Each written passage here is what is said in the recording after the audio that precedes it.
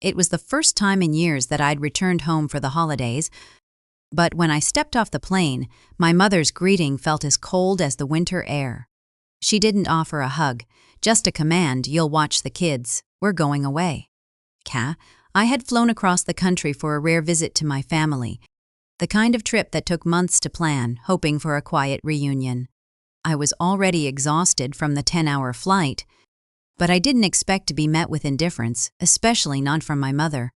Her voice was flat as she handed me a bag and pushed me inside, offering nothing but a vague explanation. I stood there, disoriented, as the weight of her words settled in. I was being asked to take on the responsibilities I had long run away from. It was clear that the holiday I envisioned would be nothing like what I expected. I stepped through the door, the sound of the latch clicking shut behind me, leaving the world outside. The house smells of pine needles, faint and sweet, but it's mixed with something else, something older. Stale coffee, like the cup forgotten on the kitchen counter, a smell I know too well. It's cold, the air thin, and the walls don't seem to know what to do with me. I pull my coat tighter around my shoulders, but it doesn't help. I move deeper into the house, the floor is creaking under my weight, and everything feels like it's holding its breath, waiting for something. I look around. The living room is empty. The furniture is where it always was, but there's nothing familiar about it anymore. It all feels off. Like an old photograph where faces fade and details blur, but the eyes still stare at you. I catch a glimpse of myself in the mirror by the door, hair pulled back tight, tired eyes. There's no one in the front hall, no sounds of people bustling around, no welcoming arms. I should have expected this, I suppose. I follow the faint sound of movement coming from the kitchen. It's my mother, I know. She's always moving quickly when she's stressed. Her back is to me when I find her there, her hands folding and packing with deliberate motions. She doesn't turn when I step inside, doesn't ask how my flight was, or if I'm tired. The silence between us feels heavier than it should, stretching out like the dark space between thunder and rain. The only sound in the room is the faint rustling of clothes, the tap of her shoes against the floor. She's busy, and I'm a stranger again. I stand there, just inside the doorway, watching her. I could say something, ask her how she's been, or how the trip was for her, but I don't. I could speak, but the words feel too much. They're too big, too full of things I haven't been able to say. And so I stand there, motionless, like the house itself. I feel the weight of years that have passed, the things I've missed, the moments that slipped away while I was gone. I wonder how long it's been since I was last truly here, since I last really looked at her. Her shoulders, always so stiff, the way she folds the towels into neat squares. "She doesn't even look at me, Mom," I finally say softly, unsure if she hears me. But she doesn't respond. In the kitchen, I hear the sound of my brother's laugh, distant and hollow. I know that sound. I know it too well. I hear the flicker of a lighter, the quiet scrape of a chair against the floor. He's somewhere in there, making himself comfortable, and it's all the same. The longer I stand there, the more it feels like the air itself is closing in, pressing me further into the space, squeezing the words right out of me. I should walk toward her, I should say something, but I don't. Instead, I look around again. The house hasn't changed, not really. It's all in the same place. Same wallpaper, same pictures on the walls. Same smell of coffee and dust, but it feels different somehow. I don't know what's missing, or if anything has truly changed, but there's something here that's off. Something between the air and the walls, between the house and me, and then I realize it's me. I've been away too long, and nothing is the same. Not really. The silence drags on, thick now, suffocating. I hear my breath in the room, feel the way the space around me refuses to give way. My hands tremble slightly at my sides. I swallow down the sudden, overwhelming urge to run, to escape back to the noise of the world I left behind. But I don't. Instead, I take a slow step forward, and another. I keep my eyes on her, on the back of her head, trying to see her in a way I haven't in years. I think she might turn to me. I think she might speak, but she doesn't. The room holds its breath again. It's then I realize I'm not here for anything I thought I was. I'm here to be remembered. To see if there's still a place for me in this house, in this family. And for a moment, I wonder if there's anything left at all. Yeah, the tension stretches, but it's fragile, hanging by a thread. What am I really coming back to? The house? Or something deeper, something unsaid, like an old wound that refuses to heal? I take another step, and then another. She still doesn't turn, still doesn't acknowledge me, but I'm closer now, just a few feet from her. The sound of my brother's laughter still floats in the background, but it's quieter now, almost muffled. I feel my heart pounding in my chest. This moment, this strange and quiet moment, is pulling me in. I'm not sure what I'm supposed to do with it. I'm not sure if I should stay or leave. The weight of my decision, to be here or not, presses into me harder than the walls of the house ever could. And still, my mother moves around the room, her back to me, as if I'm not even here. And I wonder, was there ever a place for me in this house, or have I been a stranger here all along? Okay, Sazner Ferguson ka. I reach for the handle of the coffee pot, but I don't pour. I stand there, my fingers hovering over it, waiting for something. Waiting for her to turn, for the silence to break. It doesn't. I'm left standing in the room, with my mother and the house. I hear the soft shuffle of my brother's voice in my head. Long after he said it, don't let her boss you around. It's the kind of remark that lingers in the air, like dust you can't shake off. It wasn't meant for me, not really. It wasn't a warning. More like a silent understanding, the kind of thing you say when you already know there's something in the air. I let it pass. The door creaks as it closes behind me. The sound lingers longer than it should. I feel it in my chest, that tight pull in my ribs. The house looks the same. The same crooked picture frame by the door. Same lamp in the corner of the living room that flickers when you turn it on. But everything feels off. Yeah, it's the air. The quiet is thicker than it used to be. I don't hear the usual bustle of the house, the sounds of my mother moving about, of the kids running in and out. There's just a stillness that presses down on my shoulders like a weight, too heavy to ignore. I see my mother in the kitchen, bent over a stack of clothes, her back to me as she folds them. The gentle swish of fabric fills the room, but she doesn't look up. She doesn't say hello, doesn't ask about my flight. I didn't expect her to, but somehow the silence stings all the same. Her hands are quick, methodical. She's always been like that, moving in rhythm to something no one else can hear. The quiet hum of her motions fills the space. But there's a coldness in the way she doesn't pause to greet me. I try to ignore it, but it's harder than it used to be. The kids run past me, their laughter like shards of glass against the silence. They're laughing, but I don't join in. There's no warmth in their voices, no familiarity in their touch. They rush past without even noticing me, absorbed in their own world. I watch them disappear into the other room, higher, and I can't help but wonder where the warmth went, the warmth I remember feeling here, the kind that wraps around you like a blanket. I stand there for a moment, in the middle of the room, just watching her. She moves as though she hasn't noticed I'm here. She hasn't noticed, but as though I'm just another shadow in the corner of her day. The familiar scent of coffee fills the air, but it's different. It's stale now, like it's been there too long, forgotten.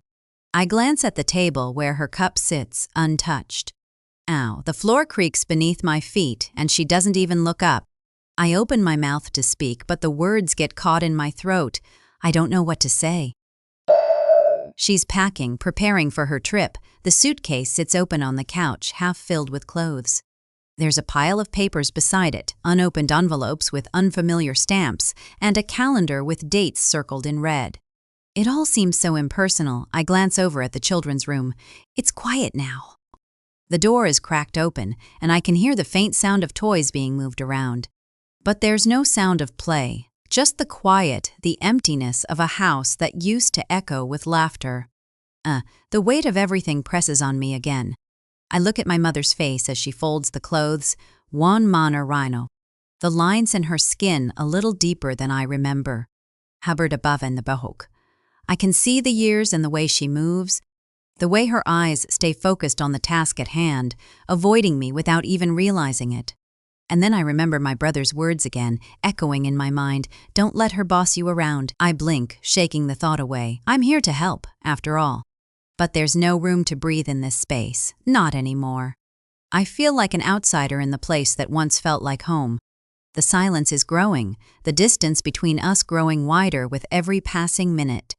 I try to swallow it down, but it's thick and heavy in my throat. I walk into the living room, standing near the window. The light outside is soft, dimming as the day stretches into evening. The street below is quiet, almost too quiet. The same street I grew up on, where the neighbors' voices would drift in from across the way, the sounds of children playing, the murmur of life. But now, it's just empty. The stillness has crept into the world outside too. I turn back to my mother. She hasn't said a word to me yet. I can see the steady rhythm of her hands as she folds and tucks, her movements almost robotic. My eyes drift down to the suitcase, the clothes spilling out of it like a spilled dream, half organized but incomplete. I glance at the kitchen table again. The leftover coffee sits in front of me, cooling with every passing second. The steam is gone, replaced by the smell of something that no longer feels familiar. And I wonder for the first time if I even belong here anymore. If I ever did. Iconic? The tension in the room grows. It isn't loud, it doesn't announce itself. It just sits there, settling in my chest like a stone. I try to breathe through it, but the weight doesn't lift. It stays, heavy and still. The kids run past again, their laughter still hollow. I hear one of them shout to the other, but there's no joy in it, just noise. It's all noise. They pass me without a second glance, too absorbed in their own world to notice the space that's grown between us. I feel like a ghost in this place, unseen, unheard. The house is quieter than it's ever been, and I wonder if it's because it's trying to keep something from me. The questions start to pile up. What happened to the warmth? To the sound of footsteps in the hall? To the feeling of being wanted? Why is everything so distant? I stand there, watching the life I once knew unfold in front of me, but it feels foreign. My mother's back is to me, her face a little more distant with each passing minute. I wonder if she can feel the weight of it, too, the silence that fills the space between us. I wonder if she even knows I'm here, but the truth is, I'm not sure anymore if I'm here at all. I take a step forward, slowly toward the table where the coffee sits, but I don't reach for it. Instead, I stand there, waiting, listening to the silence in the house. The house that once held me, but now feels like a stranger's home. And I wonder, was there ever a place for me here, or have I been a stranger all along? The evening light pours in through the half-drawn curtains, casting long shadows across the room. The house feels empty, quieter than it should be, even though the children are here. The noise of their footsteps on the wooden floors is almost too loud in the silence, but it doesn't fill the space. My nephew is running around, making circles in the living room, his little shoes squeaking as he skids across the floor. His laughter is sharp, a little too loud, like he's trying to fill a void that's bigger than he knows. His voice is high, almost frantic, as he tells me stories about dragons and kings, about adventures that don't make sense. He pauses, looking at me with wide eyes. "Auntie, do you think dragons can live in the sea?" He asks, his voice full of innocent curiosity, like he really believes it's possible. I nod, forcing a smile. "Maybe," I say, the words slipping out before I can think. "Anything's possible, right?" But even as I say it, I can feel the distance between us. His excitement feels like a mask, something he's using to cover up the unease that hangs in the air. I watch him run past, his small figure blurring as he spins in circles. He doesn't stop, doesn't slow down, as though he's trying to outrun something. And my niece is sitting on the couch, her small body curled up with her knees pulled tightly to her chest. She looks at me but doesn't speak. There's something in her eyes, uncertainty maybe. Her fingers play with the hem of her dress, twisting it around in tight little knots, her gaze flicking between me and the door. Higher humsuf deacon asan ten medico wab. She han to shana pau franca blans. She doesn't seem to know whether she's supposed to be here, whether she's supposed to be part of this. I mantra pau. I reach out, trying to make her feel comfortable. "Do you want to watch a movie?" I ask, but the words fall flat. She looks at me, not quite meeting my eyes, and then nods slowly. I turn the TV on, the soft flicker of the screen lighting up the room. The noise from the children's cartoons fills the space, but it doesn't fill the silence in my chest. I watch her, trying to see her the way I used to, but she feels like a stranger now. I want to say something to make her laugh, to to pull her back into the warmth we once shared. But the words don't come. Every few minutes, my nephew runs past again, each time with more energy, more enthusiasm. But it's all too much. I can hear the sound of his feet hitting the floor, but there's no joy in it, just noise. And my mother? I can hear her in the kitchen, moving around in that same hurried, frantic way she always does when she doesn't want to be seen. Her movements are sharp, quick, like she's trying to avoid something or someone. Every time I look toward the kitchen, she's there, her back to me as she arranges things on the counter.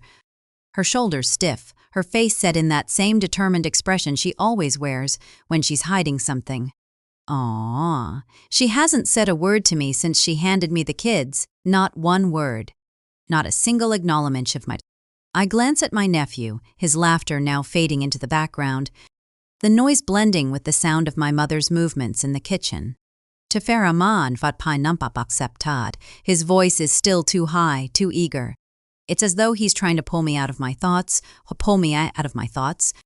to make me forget what's really going on. Wow! But it's impossible. I can feel the tension between us, the quiet ache that's growing in the space around me, Mom. I finally call out, unable to stop myself. My voice feels small, unsure. She doesn't answer. Yeah, I look back at my niece, still curled up on the couch, her head resting against the pillow. Her eyes flicker toward the door, then back to me, her fingers twisting tighter around the fabric of her dress. She doesn't speak, doesn't make a sound, but I feel the weight of her silence. She's scared. And that's when I realize we're all scared. The house is full of noise, but there's no warmth, no comfort in it. Now tap ta house. It's like we're all just going through the motions, pretending that everything's fine, pretending that we're still the family we once were. But we're not anymore. My mother doesn't want to face me. My brother isn't here, hasn't been here for days. The kids, they're just here for distraction. For me, for her. But it's not enough. It will never be enough. The floor creaks again, and I look up. My mother is standing in the doorway, her eyes flicking quickly to mine before she looks away. She's holding a mug in her hands, her knuckles white against the porcelain. I'm just making tea, she says, her voice distant, almost as if she's speaking to herself. I nod, though I don't know what I'm nodding for. She turns, back to her frantic movements in the kitchen. Her feet shuffle across the floor, but the sound doesn't reach me the way it used to. I watch her, trying to make sense of what's happening, why everything feels so wrong, so distant. There's something I'm missing. I stand up, my legs feeling heavy, and walk to the window. I look out at the street, the fading light casting long shadows across the yard. I don't know how long I stand there, just looking out, waiting for something, anything, to make sense. But nothing does. The house is still too quiet. The children's laughter has faded into the background.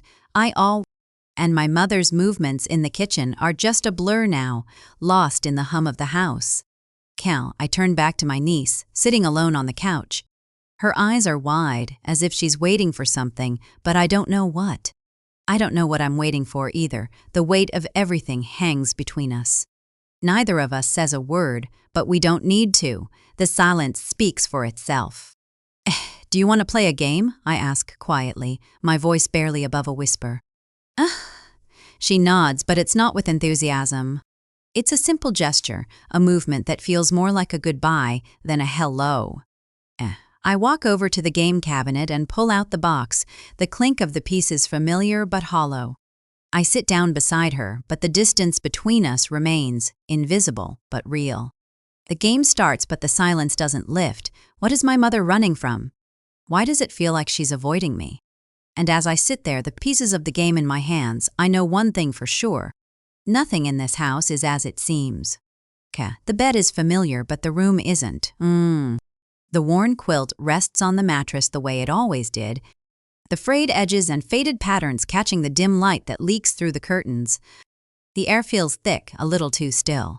The floor creaks beneath me as I sit, the sound echoing louder than it should, as if the house remembers me, remembers every step I've taken within these walls. I pull the quilt tighter around my shoulders and stare at the window, the night pressing against it like a secret. The silence in the room is heavy, but it doesn't last long. I blink, shaking the thought away. I'm here to help, after all. But there's no room to breathe in this space, not anymore. I feel like an outsider in the place that once felt like home. The silence is growing, the distance between us growing wider with every passing minute. I try to swallow it down, but it's thick and heavy in my throat. I walk into the living room, standing near the window. The light outside is soft, dimming as the day stretches into evening. The street below is quiet, almost too quiet. The same street I grew up on, where the neighbors' voices would drift in from across the way, the sounds of children playing, the murmur of life. But now, it's just empty. The stillness has crept into the world outside too. I turn back to my mother. She hasn't said a word to me yet. I can see the steady rhythm of her hands as she folds and tucks, her movements almost robotic. My eyes drift down to the suitcase, the clothes spilling out of it like a spilled dream, half organized but incomplete. I glance at the kitchen table again. The leftover coffee sits in front of me, cooling with every passing second. The steam is gone, replaced by the smell of something that no longer feels familiar. And I wonder for the first time if I even belong here anymore, if I ever did. Iconic? The tension in the room grows. It isn't loud, it doesn't announce itself. It just sits there, settling in my chest like a stone.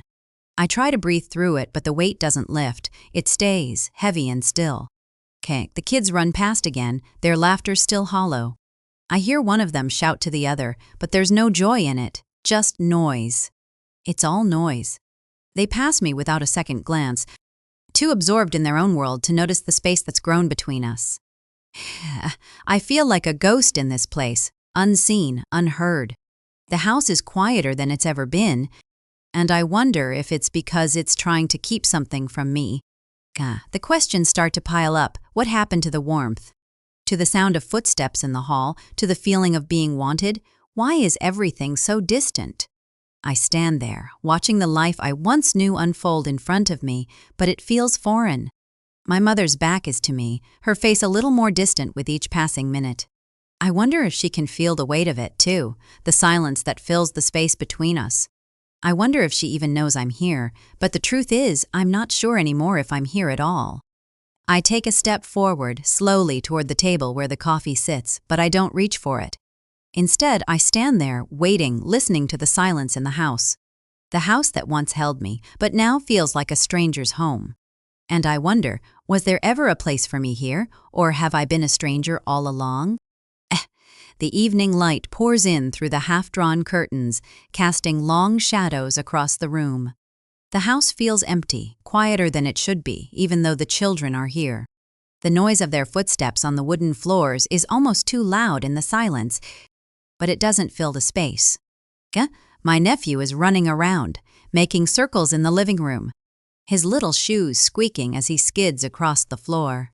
His laughter is sharp, a little too loud, like he's trying to fill a void that's bigger than he knows. His voice is high, almost frantic, as he tells me stories about dragons and kings, about adventures that don't make sense. He pauses, looking at me with wide eyes. "Auntie, do you think dragons can live in the sea?" He asks, his voice full of innocent curiosity, like he really believes it's possible. I nod, forcing a smile. "Maybe," I say, the words slipping out before I can think. "Anything's possible, right?" But even as I say it, I can feel the distance between us. His excitement feels like a mask, something he's using to cover up the unease that hangs in the air. I watch him run past, his small figure blurring as he spins in circles. He doesn't stop, doesn't slow down, as though he's trying to outrun something. And my niece is sitting on the couch, her small body curled up with her knees pulled tightly to her chest. She looks at me but doesn't speak. There's something in her eyes, uncertainty maybe. Her fingers play with the hem of her dress, twisting it around in tight little knots, her gaze flicking between me and the door. Higher Hamsaf Deacon Asan ten Medica Wab. Shihan Tashana Pau Franca Blans. She doesn't seem to know whether she's supposed to be here, whether she's supposed to be part of this. I mantra Pau. I reach out, trying to make her feel comfortable. "Do you want to watch a movie?" I ask, but the words fall flat. She looks at me, not quite meeting my eyes, and then nods slowly. I turn the TV on, the soft flicker of the screen lighting up the room. The noise from the children's cartoons fills the space, but it doesn't fill the silence in my chest. I watch her, trying to see her the way I used to, but she feels like a stranger now. I want to say something to make her laugh, to pull her back into the warmth we once shared, but the words don't come. I close my eyes, but sleep doesn't come. The walls whisper again. The house is still listening. The sunlight filters through the window, soft and weak, as if it doesn't know whether it should stay or go. I can hear the faint rustle of leaves outside, stirred by the morning breeze.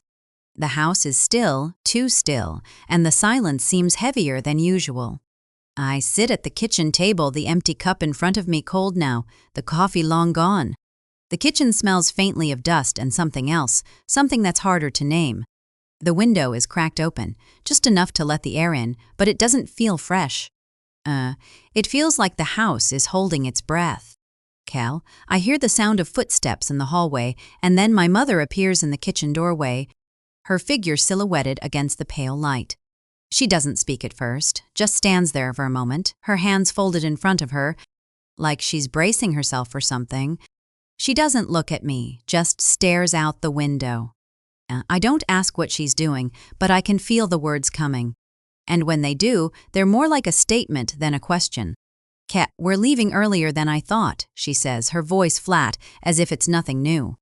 She doesn't look at me when she says it. "Your brother and you'll be watching the kids." And it's not a request, it's not even an explanation. She says it as if it's just another thing that's happening, another thing that she expects me to do. The words settle in the room between us, heavy and unspoken. I don't know what to say. I don't know how to ask her why. I try to keep my face still, but there's something in my chest, a flutter, a panic that's starting to tighten. "When are you leaving?" I asked quietly, though I already know the answer. "Soon," she says, as if the time doesn't matter, as if this is just another day. Her movements are practice. Her movements are quick and practiced, like she's done this 1,000 times before. She walks past me to the counter, pulling her suitcase from the corner. I notice the hurried way she's packing, the way her hands move as though she's trying to avoid something or someone. I watch her for a moment, trying to make sense of it all. The house feels quieter now, the silence deeper.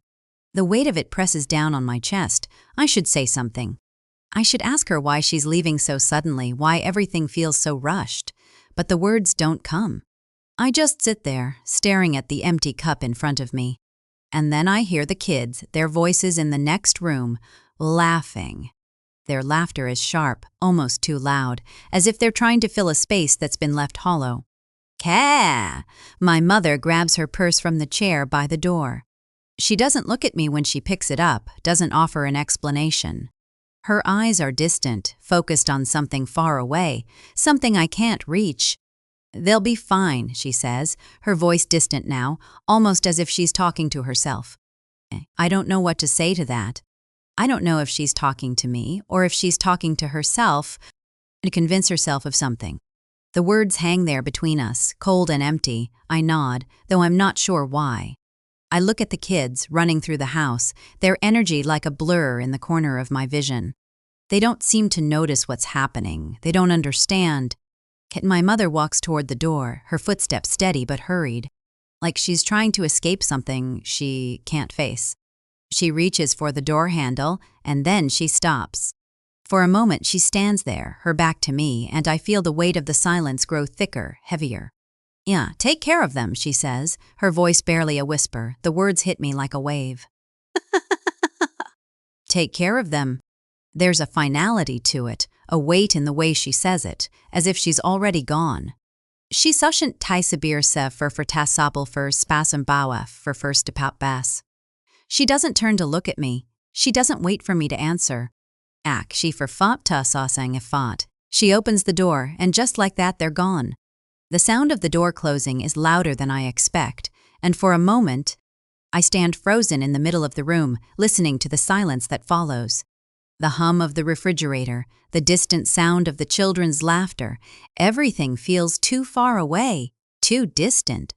I walk to the window, my feet heavy against the floor. Through the glass, I watch my mother and brother get into the car. My brother slams the door a little too hard, the sound echoing in the quiet. They drive off without a word. The car fades into the distance, disappearing behind the trees at the end of the street. I stand there for a long time, the silence around me pressing in like a weight on my chest. The house feels different now. It feels empty in a way it never did before. I close the door softly, the sound louder than I want it to be. I walk to the window, looking outside, watching the way the trees sway in the fading light. I feel the weight of the room pressing on me, suffocating me with its secrets. But I don't know what the secrets are, that dat ko maning are. I leave the room, closing the door behind me, the latch clicking softly in place. The house seems to settle again, but the silence has shifted. It feels heavier now, as if something has been disturbed. I try to shake it off, but I can't. To butt me false. It lingers in the corners of my mind. I stand at the end of the hall, just for a moment, and I look back at the closed door. The house feels different now, the weight of it, the emptiness of it, the things left unsaid. I walk back to the living room, my feet dragging against the floor.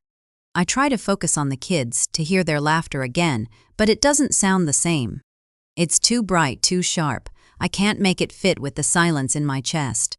And as I sit there, watching them play, I wonder, what did she leave behind? What did she hide from me? The walls are still listening, and I don't know if I'll ever know what they've heard. The house is still too still as the clock ticks slowly in the kitchen. The night has settled in, thick and heavy, like the world outside has drawn its breath and held it. My feet move quietly on the old wooden floor. The soft creak of the boards beneath me, the only sound that dares break the silence. The moonlight trickles through the window, casting long shadows across the hallway. I don't know what draws me to it, the drawer in my mother's room. Something, some pull, guides me there, though I can't quite explain why. The air is thick with the scent of dust and old memories, the kind that cling to things left untouched. Her room is just as it always was, neat, orderly, as if it hasn't seen the wear of time. The bed is made, the curtains drawn, but there, on the dresser, I notice it, the drawer, slightly ajar. It catches the light just enough for me to see the worn edges of the wood, the scratches of years that have passed. I approach it, my fingers brushing the smooth surface of the drawer. The coolness of the wood, a sharp contrast to the warmth of the house. I open it slowly, almost as if I'm not supposed to see what's inside. But there it is, tucked at the back, beneath some old papers and forgotten mementos, an envelope yellowed with age. The paper feels fragile beneath my fingers, the ink on the front faded, almost illegible. I pull it out carefully. The flap is sealed, but it's the kind of seal that looks like it hasn't been touched in years. I can feel my breath catch in my chest as I slide my finger along the edge, the rustle of paper loud in the stillness. There's no return address, no name, just the worn creases of something once important. Yet, I sit down on the edge of the bed, the letter resting in my hands like a weight I can't place. The paper feels thin, fragile, like it might crumble in my hands. I carefully unfold it, the edges cracking under the pressure. The words are scrawled in a hand I recognize. My father's. His handwriting is sharp, deliberate, but there's something almost unsteady about it. I hope you understand one day, the letter begins, the words familiar but foreign. I'm sorry for the silence, for the years lost, but some things are better left unspoken. The words blur a little as I read them, the ink faded with time, but I press on. Yeah, I never wanted to leave you, the letter continues, but sometimes running away is the only thing left to do. The room feels colder now. The letter in my hands suddenly seems too heavy, its weight sinking into my chest, pressing down on me. The words swim in my mind, but they don't make sense. Some things are better left unspoken. But why? What was he running from? I read the letter again, slower this time, the letters dancing in the dim light. As I continue, a piece of the puzzle begins to click into place. There's more here, more than just the apology and the distance. There's a truth buried between the lines, something I've felt all these years but never understood. I never meant to hurt you, he writes, but I couldn't stay. There were things I had to leave behind. And my breath catches in my throat. Things I had to leave behind. I feel the weight of those words, pressing on me, pushing me to remember, pressing on me, pushing me to remember. Freactor. To search for the answer that's hidden somewhere beneath the surface. I can still hear the faint sound of the kids in the other room, their voices too high, too eager. It's like they're trying to distract me, to pull me out of this heavy, suffocating space. But I can't escape it. The weight of what just happened settles into my bones, a cold feeling in the pit of my stomach. What did she leave behind? And why does it feel like a dismissal, like I've been left with something I'm not supposed to have? I walk back to the kitchen table, my feet dragging against the floor. The silence between me and the house feels heavy, like it's pushing me further into the corners of the room. I sit down at the table, the chair creaking beneath me, and I try to make sense of it. But I can't. The door is still closed, and for a moment I wonder if they'll ever come back. I wonder if anything will ever be the same. I sit there in the silence, waiting for something to change. But nothing does. Outside, the sun has begun to set, casting long shadows across the yard. The house feels smaller now, colder. I don't know what's coming next, but I feel it in my bones. I just don't know how to face it. And for a long time, I sit in the silence, waiting for the world outside to catch up with me. The house is quieter now. The space feels larger, though it's just the silence making it seem that way. Without my mother, it feels empty in a way I hadn't expected. The echo of her absence presses on me, making the walls seem a little thinner, the rooms a little colder. I walk through the house, the hum of the refrigerator the only noise filling the air. The floor creaks beneath my steps, like it remembers me. The children's toys are scattered on the floor, little pieces of their world scattered in corners, forgotten in the rush. I pick them up slowly. There's no urgency in it. But something in me is restless, a quiet buzz that won't let me settle. The house feels like it's holding its breath, as if waiting for something to happen. The light from the kitchen spills into the hallway, warm and golden, but it doesn't reach far enough. The shadows seem deeper here, heavier, pressing down on the door at the end of the hall, my mother's room. I pass it, as I have a dozen times today, but this time the door is slightly ajar. Just enough for me to catch a glimpse of something inside. I stop in my tracks, my breath catching in my throat. The furniture is rearranged. The bed isn't where it's supposed to be. The dresser has been moved, shifted to a new spot. The chair by the window, where she used to sit and read, is turned in the opposite direction. The room feels off, as if someone has been in here, searching. But why? I stand there for a moment, frozen, my hand still on the doorknob. The light from the hallway spills into the room, casting long shadows across the floor. But there's something in the air. Something I can't name. It feels wrong. The room feels wrong. I tell myself it's just the disarray, just a sign of a hurried departure. But the nagging feeling won't leave me. Something doesn't fit. I try to shake it off and turn away, but the sensation lingers, settling deep in my chest. I can't ignore it, not this time. There's something hidden in this house, something I'm not meant to see. I go back to the kitchen, my fingers brushing the edge of the counter as I walk past, and I try to focus. I try to push the thought away, but it keeps creeping back. The room, the door. The way everything is just a little bit wrong. I begin to clean, my movements sharp, too fast. I pick up the toys, wipe down the counters, anything to keep my hands moving. But my mind isn't really here. It's in that room, behind the door that's still slightly open. The soft clink of dishes echoes in the silence, but I can't shake the feeling that I'm being watched. It's not the kids. They're in the living room, their laughter still faint in the background.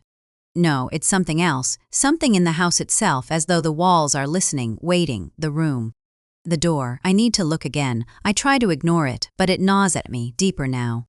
I finish cleaning, but I can't seem to focus. The sun is low now, casting long shadows across the floor, and I stand there in the kitchen, staring at the empty room at the end of the hall. The silence presses in on me, heavy and thick. I walk down the hall again, slow this time. I don't know why, but I'm drawn back to it, to that door that won't quite shut. I stand there, my hand on the doorknob, and I feel the weight of it. I push the door open, just enough to see inside. The room is exactly how I left it, but not at all. The bed, still out of place, the dresser turned in an odd angle, as if someone had hurriedly searched through it. I step inside. My feet make no sound on the carpet. The air is thick in here, heavy. The curtains are drawn tight, casting everything in a dim, gray light. I walk around slowly, my fingers brushing the furniture, the surfaces. The dust is thick here, untouched. But there's something else, something that doesn't belong. I can't place it. I glance over at the small wooden box on the dresser. It's half open. I don't remember it being that way. My heart picks up a little, a quiet rhythm in my chest, and I step closer. My fingers hover over it, trembling slightly. I want to look inside, but I don't. Something stops me. I stand there for a moment, just looking. The shadows stretch long, curling around the room like they're hiding something from me. The door behind me creaks, but I don't turn. The house seems to be watching, waiting. I sit there for a moment, the letter still in my hands. The room feels smaller now, the air thick with things unsaid. My eyes flicker back to the words. They seem to change every time I look at them, shifting in meaning, heavy with the weight of something left unspoken. I hold the letter close to my chest, my fingers trembling as I try to understand it. What secrets did he keep from me? What truth was he hiding in this letter that he never said aloud? My mother never mentioned it. She never spoke of him after he left. The silence between them, between us, has always been deafening. But this letter, it feels like a crack in that silence, a piece of something I wasn't meant to find. I take a deep breath and place the letter back in its envelope, my hands still shaking. It's too much, too sudden, and I don't know how to carry it with me. But I can't leave it here. I can't ignore it. There's something in these words that I need to understand, something that explains the distance, the coldness that's always been in the air between us. The house is quiet around me, the walls pressing in as I sit there, the weight of the letter heavy in my lap. The night outside has deepened, the shadows growing longer, but it feels as though time has stopped here. The air is thick, and the house seems to watch me, waiting for me to do something with what I've found. I stand up, slowly, and tuck the letter into the drawer. I close it carefully, the soft click of the wood sealing the secrets back inside. The room feels quieter now, as if the space itself is holding its breath, waiting for something to happen. But nothing does. I walk to the window, looking out at the darkened yard. The moon is hidden behind clouds, the sky thick with the weight of things unsaid. I stand there for a long time, my fingers resting on the windowsill, my eyes lost in the shadows. I don't know what the letter means. I don't know what truth it holds.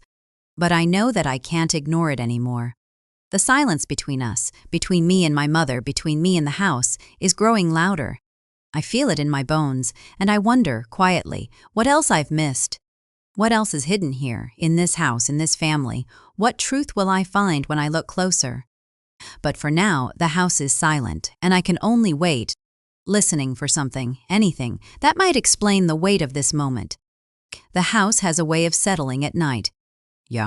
It's the kind of silence that you can feel in your bones, the kind that stretches out with no sound, like the world is holding its breath. The shadows seem to move in corners, stretching long and thin across the walls. The air is heavy with dust, and the light from the hallway flickers, casting a dim glow over everything. I'm standing at the end of the hall, looking at a door I've never seen before. It's strange, this door. It doesn't belong. It's tucked away behind the old coat rack, almost hidden, a forgotten door. Something about it draws me in, though I don't know why. The wood is old, the paint chipped and peeling, but it doesn't seem like it's been touched in years. I reach for the handle, the cool metal pressing against my palm. The door creaks as it opens, the sound sharp in the stillness. It's dark in there, darker than it should be. I hesitate for a moment, the weight of the door in my hand, but then I step inside. The room is small, smaller than I expected. The air smells stale, like it's been locked away for too long.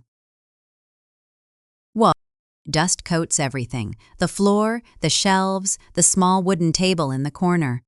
Cobwebs hang in the corners, as if they've taken root and settled in. I look around, but there's nothing familiar about this room, not the walls, not the window that's barely open. It's like it's been trapped in time, left behind while the rest of the house moved forward. I take a few steps further in, my feet sinking slightly into the dust. Everything is covered in it. The quiet is suffocating, and yet there's a strange pull in the air. Something feels off, but I can't place it. I notice something on the small table, an old wooden box, covered in layers of dust. It looks out of place, like it shouldn't be here, and yet I can't help myself. I reach for it, my fingers brushing against the rough surface. Inside there are old family photos, yellowed with age, edges frayed, faces I don't recognize. I flip through them slowly, the paper feeling fragile in my hands. I stop at one. A picture of my mother, younger, standing with a man I've never seen before. Their smiles are so wide, so carefree. But something in the way she's holding herself, in the way he's looking at her, doesn't sit right with me. I set the photos aside and look around the room again. The shelves are cluttered with things I don't understand. Strange trinkets, half-empty jars, knickknacks that don't fit together. None of them feel like they belong in this house. And then I see it. A journal hidden behind a stack of old books on a shelf. I pull it out carefully, my hands trembling just slightly. The leather is worn, the edges frayed. The weight of it in my hands feels too heavy. I sit down on the floor, opening the first page. The ink is faint, but the words are still there, written in my mother's hand. It's her handwriting, but the words are different. They're raw, vulnerable, and they make my chest tighten. I don't know how to say this. There's a part of me I've kept hidden for too long. I thought I could bury it, but it's too heavy. I kappa to forska. My fingers tremble as I turn the pages, reading faster now, trying to make sense of what I'm finding. There are confessions in here, things I don't want to know, things I didn't ask for. I never told you about him. I thought I could protect you from the truth, but I see now that it's only hurt us more. I stop. I don't want to read anymore, but my eyes keep moving over the words. Sisters? The page, filled with regret, spills out more. I never wanted to hurt you. I thought I was protecting you, but now I know I've failed. I wish I could go back and do things differently. My heart is pounding in my chest now, the weight of her words pressing down on me. I close the journal for a moment, but it's like the room itself is pushing me to keep reading, to keep unraveling what's been hidden here for so long. I don't know why it feels like this, like I'm not supposed to know what's in these pages, but it's too late now. The secrets are already out. I open it again. There's more. I can see it, feel it in my chest, the weight of her past, of the choices she made that I never knew about. I kept it from you for so long, but I can't anymore. The truth nang tarshanpan. The truth is something you deserve to know, but it's a truth that will break you, just like it broke me. I stop reading, the words blur in front of me. The room feels smaller, the walls pressing in. The weight of it all is too much for me to carry. I can feel the edges of the paper trembling in my hands, my breath catching in my throat. I stand up slowly, my legs unsteady beneath me, the journal still clutched in my hands. The room spins for a moment, and I feel like I might fall, but I don't. I hold onto the wall for a moment, steadying myself. What did my mother leave behind in this room? What secrets did she carry with her that she never told me? I look around one last time, but nothing in here feels like it's mine. Nothing in here feels like it belongs to me. I turn and walk toward the door, the floor creaking beneath my feet. As I step into the hallway, I look back one more time. The door to the hidden room stands slightly ajar, as if it's waiting for me to come back to uncover whatever else it's holding. But I don't go back. I close the door softly, the click of the latch echoing in the silence. The house feels colder now, like the walls are waiting for me to understand something I'm not ready to. The night outside presses in, but I don't move. I stand there, the journal still heavy in my hands. And I wonder, what truth have I really uncovered? What more is waiting for me, hidden just behind the next door? The car pulls into the driveway just as the light begins to fade. I watch from the window, my hands pressed against the cool glass. The familiar sound of tires on gravel stirs something in me, something I've been trying to push away all day. My mother and brother are back. The house doesn't feel any less empty, but now there's a strange weight in the air, like something is about to break. The door opens, and I hear them step inside, the heavy shuffle of my brother's boots, the soft sound of my mother's heels on the floor. They don't speak at first. The silence stretches between us, heavy, thick. I stay in the kitchen, sitting at the table, my hands folded in front of me. The house hums around me, the refrigerator running, the faint rustle of wind outside. But inside, everything is still. I take a deep breath, the knot in my stomach pulling tighter. It's time. Fopt Fernie, everything is fine. I can't keep pretending that everything is fine. The secrets I've found are like stones in my chest, too heavy to carry any longer. I hear them come down the hall, and then my brother appears in the doorway. He doesn't look at me at first, his eyes flickering toward the kitchen counter, where the dishes are stacked neatly. His gaze moves quickly, like he's trying to avoid something. You're back, I say quietly. It's not a question. It's a statement, as if I already know the answer. My brother shrugs, his shoulders stiff. Yeah. Took longer than we thought. You know how it is. I nod, but my gaze doesn't leave him. There's something in his eyes, something he's not saying. I feel it in the air between us, thick and unspoken. I stand up slowly, my feet moving across the floor toward him. My mother appears behind him, her face stone cold, eyes lowered. She doesn't meet my gaze. I can't help but feel like she's already preparing to shut me out, to close herself off before I even say a word. Yeah, Mom, I say, my voice quieter than I mean it to be. We need to talk. Yeah, my brother shifts uncomfortably, a soft laugh escaping him. But it's not a real laugh. It's sharp, forced, like he's trying to push the tension away. Talk about what? He says, his eyes avoiding mine. What's there to talk about? But I don't let him deflect. Not this time. I stand my ground, my chest tight, but my voice steady. About the letter, I say. About the room, about everything I found. My mother's face doesn't change. She doesn't flinch. Her expression is as cold and unreadable as the stone walls outside. But I see the flicker in her eyes, the brief moment where something shifts behind them. She knows what I'm talking about. Let it go, she says softly, but the words don't sound like they're meant for me. They sound like they're meant for herself. I shake my head, unable to hold back the frustration. No. I can't just let it go. You've been hiding things from me, from all of us. My brother steps forward, but he doesn't look at me. He looks down at the floor, his hands shoved deep into his pockets. Sis, you're making too much out of this, he says, but his voice wavers. Just a little. It's all in the past. It doesn't matter now. It matters to me, I say, the words tumbling out before I can stop them. What's been hidden all these years, it matters. The silence that follows is suffocating. My mother doesn't speak. My brother shifts from foot to foot, his eyes darting to the floor, to the walls, anywhere but at me. And I look back at my mother, her face still unreadable, but I see it now, the cracks. The walls she's built around herself, so thick and so high. I can feel it. She's hiding something, and it's not just the room, or the letter, or the things in the past. It's something deeper. You don't get to tell me to let it go, I whisper, the words sharp. Not when I've been living with the silence for all these years. My mother's eyes flicker up, just for a moment, but there's no softness in them. Only a coldness that cuts through me like ice. You think I wanted this? She asks. Her voice in the Munda Piverman fair of Ma Shao, she asks, her voice barely above a whisper. You think I wanted to keep you in the dark? I did what I had to do. I did what was best. Best for who? I ask, my voice rising slightly before I catch myself. I lower it again. Because it sure wasn't best for me. It sure wasn't best for us. My brother steps between us now, his hand outstretched, as if to stop the tension from building any further. Okay, he says, his voice more forceful now, more desperate. Enough. This isn't helping. You don't get it.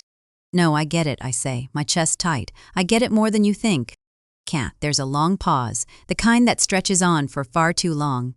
The air between us feels thick now, like something is about to break, something that's been buried under years of silence.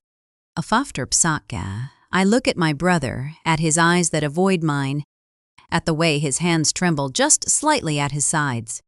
I see it now. He knows. He knows more than he's letting on.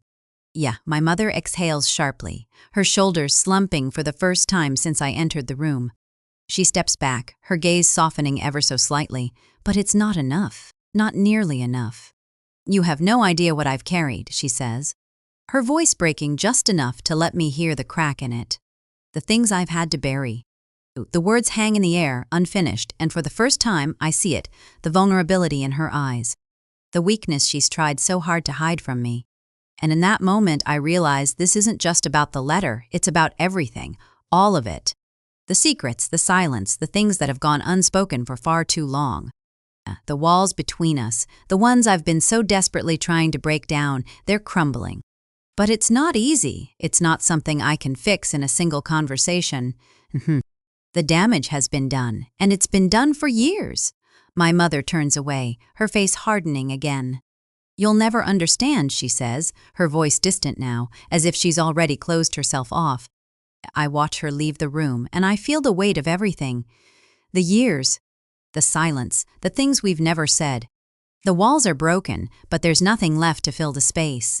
Kay, my brother, stands there, looking at me with a mix of guilt and something else I can't name. I look at him, and for a moment I see the little boy I used to protect, but I don't say anything. I don't have the words anymore, the house is silent again, but now it feels different. The walls are thinner, the air heavier, and I know deep down that nothing will ever be the same again.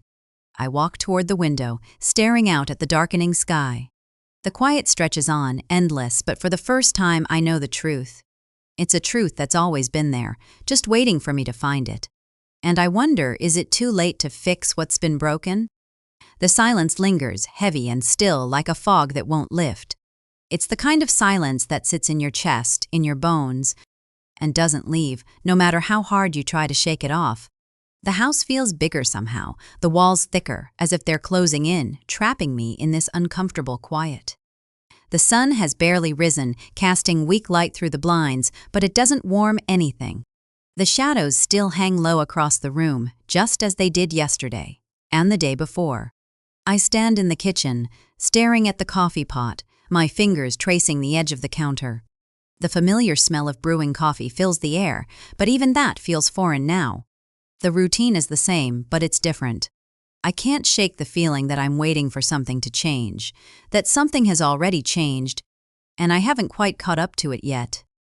My mother hasn't spoken to me since the confrontation. Her silence presses against me, sharp and cold. She hasn't looked at me, not once, not even in passing.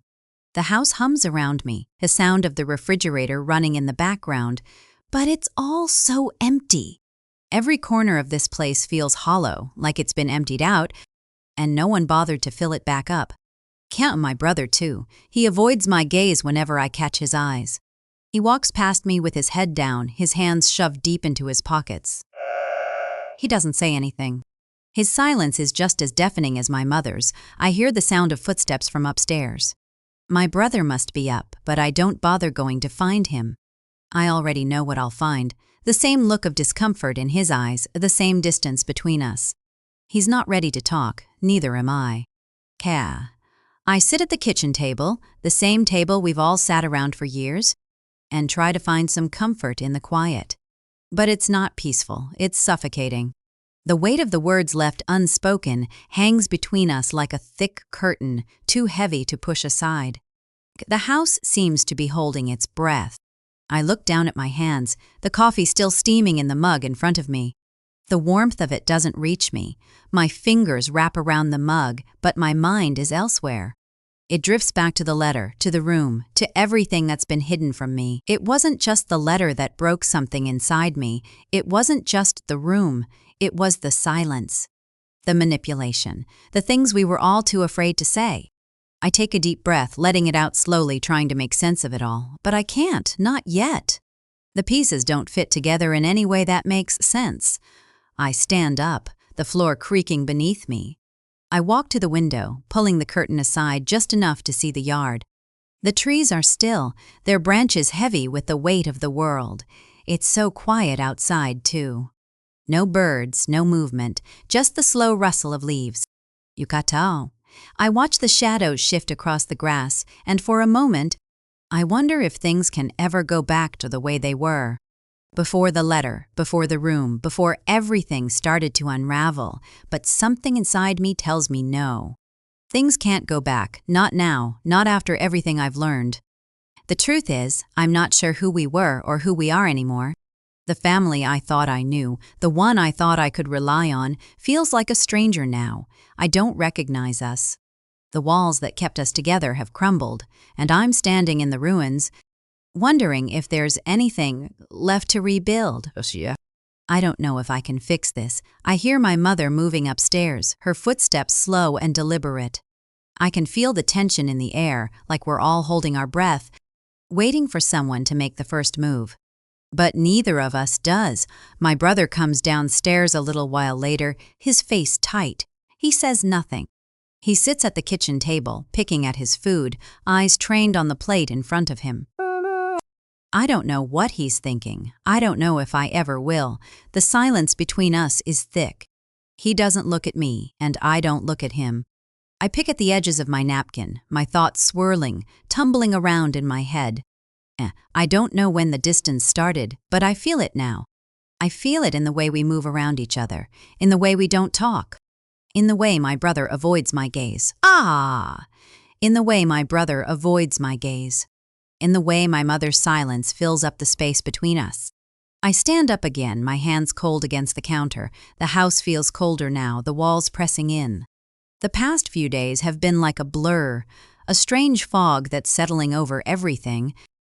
Suffer the hard to breathe, making it hard to breathe, hard to see clearly. I walk toward the stairs, slowly. Every step feels like I'm carrying something heavier than I can hold. But I can't stay in the kitchen forever. I reach the top of the stairs and pause, my hand resting on the railing. The door to my mother's room is closed, just as it has been for days. I don't knock. I don't even think about it. I just stand there, watching the closed door, wondering what's behind it, wondering what she's hiding now. I walk past the door, down the hall, back to my room. I sit on the edge of the bed, staring at the floor. My hands rest on my knees, the weight of everything pressing against me. I don't know how to fix this. The silence feels too loud now, too much to carry. I try to steady my breathing, to calm the storm inside me, but it doesn't work. I hear my mother's footsteps from down the hall. They're slow, hesitant, but they stop outside my door. I don't move. The silence hangs between us. And in that moment I realize we're not just avoiding each other, we're avoiding the truth. The things we've been too afraid to face. She doesn't knock, she doesn't come in. And I wonder, for the first time, if we're both waiting for something that will never come. The house is silent again, but it feels different now. It feels like something's breaking, something that won't be put back together. And I don't know if I'm ready to face it. The sun rises just a little too early these days, spilling over the horizon with a kind of quiet urgency. I've never been a morning person, but lately it feels like the days are pushing me forward faster than I can catch my breath. I stand at the window, watching the soft light stretch across the yard. The trees sway gently in the breeze, their leaves rustling, a sound that feels distant and familiar. The house feels quieter now. The silence has changed, but it hasn't disappeared. It's been weeks since the confrontation. Weeks since I first opened that door to the past and everything came rushing out. But the silence still lingers in the corners of the house, in the spaces between my words with my mother. The cracks are still there, but now they feel like they're trying to heal. Slowly, one hesitant step at a time, I hear her in the kitchen before I see her. The soft clink of the coffee mug, the faint shuffle of her slippers on the floor. I don't know when she started waking up earlier, but she does now. The light coming through the window paints her in a soft glow when I finally walk into the kitchen. She's standing at the counter, her back to me as she stirs the coffee, her movement slower than I remember, like she's afraid of making a sound. I don't know what to say. I never really know what to say anymore, but I step forward anyway. "Morning," I say, my voice breaking the silence. And she doesn't turn to look at me right away, but I see her shoulders tense. Her fingers tighten around the mug, like she's holding on to something. She's holding Tristang Dengshire. "Morning," she answers. But it's quiet, careful. We both stand there for a moment, the air thick with everything unsaid. I feel the distance between us even now. But it's different, lighter somehow, or maybe it's just that I'm willing to feel the weight of it now. I sit at the table, my fingers drumming softly on the surface. I watch her, but she doesn't look at me. The sound of the coffee maker humming in the background fills the space between us. She moves around the kitchen, opening and closing the cabinet doors, picking up dishes. Her movements are still sharp, but there's a gentleness to them now, like she's trying to find her way back to something. I finally break the quiet again, the words coming slower now. How are you? She doesn't answer right away. The question seems to hang in the air, too big for her to take in all at once. She turns, her back still facing me. I'm getting by, she says, her voice tight, but it's a start. It's the first step towards something. I don't push her. I let her keep her distance for now. I hear my brother come downstairs, his footsteps slow and heavy. He doesn't speak, not at first. He just stands at the doorframe, glancing at both of us, unsure of how to step in. The air between the three of us feels strange, like something is being pieced together, but it's not quite fitting. I can see it in my brother's eyes, too. There's still that wall between us, but it's not as high as it was. We sit together at the table, the three of us, and it's different now. We're not talking much, but there's something in the air, a quiet acceptance. Like we're all just waiting for the dust to settle. The silence between us isn't oppressive anymore. It's just there. It's part of the oppressive anymore. It's just there. It's part of the process. Ken, my brother, finally speaks, but his words are simple. I'm sorry, he says. It's barely above a whisper, and for a moment, I'm not sure if he means it for me, my mother, or for himself. Maybe all of us. I look at him, but I don't know how to respond. It's not enough to heal the years of silence, but it's a start. It's the first step toward something, toward rebuilding.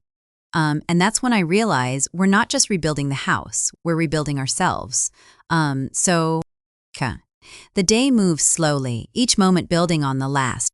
My mother and I don't speak much, but there's a quiet comfort in the shared space, in the shared effort of just being together. When Hasbeen first persevered, the sun moves across the room, casting soft light on the floor. The kitchen, once a place of tension, now feels like a place where we can breathe again. The walls between us are still there, but they're not as thick. They're thinner, more fragile now. They've been cracked, and maybe, with time, they'll come down completely. That evening, we sit on the porch together. My brother is leaning back in his chair, his eyes closed, a faint smile on his lips. My mother and I sit in silence, side by side. We're not talking. We don't need to. The air is cool, the wind moving through the trees, and for the first time in a long while, silence feels peaceful. My mother leans forward, her elbows resting on her knees. She takes a deep breath, her eyes on the horizon.